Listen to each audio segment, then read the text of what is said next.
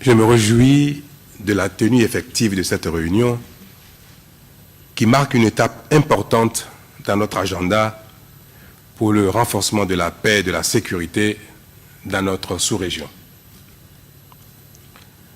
La présence effective de tous ici constitue la preuve que ces questions sont au cœur de nos préoccupations communes.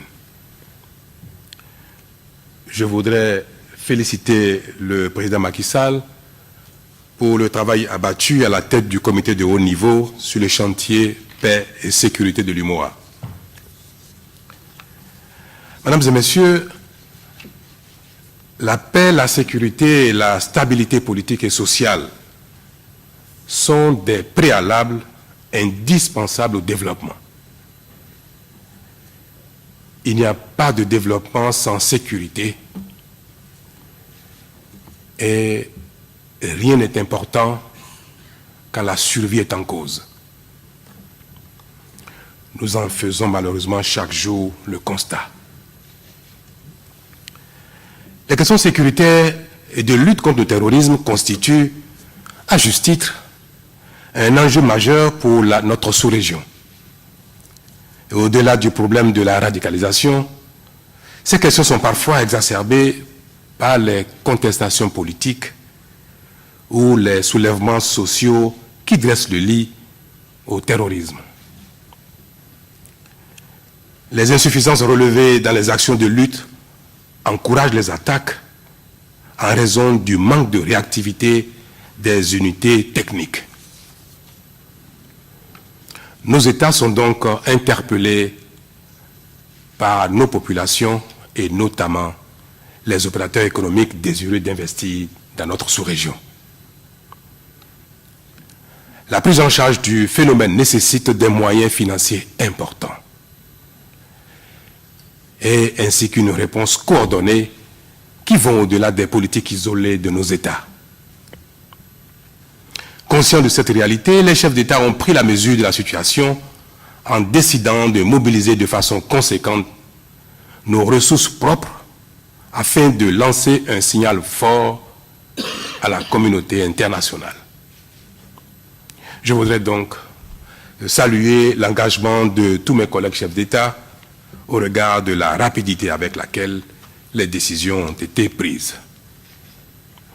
Je voudrais exprimer ma fierté quant à notre capacité à agir quand il le faut. C'est peut-être aussi l'occasion d'exprimer à nouveau la honte qui m'a habité pendant un long moment, et je suis certain que cela n'a pas manqué d'être le sentiment de la plupart des Africains de la sous-région que nous sommes. Nous avons paru longtemps incapables de proposer par nous-mêmes des solutions concrètes à notre problème de survie. La seule image que depuis longtemps les pays de la sous-région confrontés au problème du terrorisme, la seule image qu'elles ont donnée au monde, aux Africains, à la communauté internationale, c'est celle de la main tendue.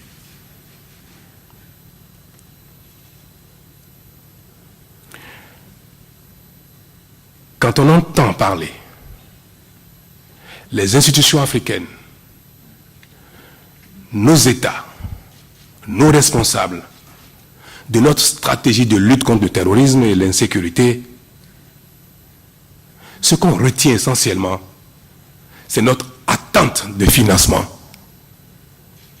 de la part des institutions des autres continents et de la part des partenaires bilatéraux des autres continents.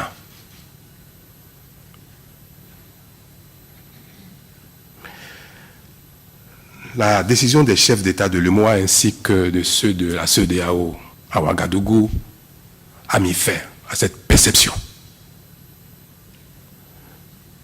que nous sommes capables de mobiliser, de décider de mobiliser par nous-mêmes nos ressources propres, même si elles peuvent être insuffisantes.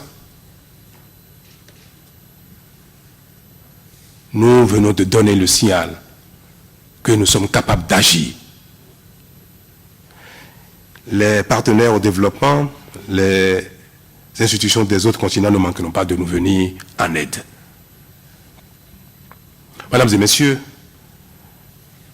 le président Macky Sall a dit « Notre réunion a pour objectif d'opérationnaliser les décisions des chefs d'État tenus en marge de la conférence de chefs d'État de la CEDEAO à Ouagadougou.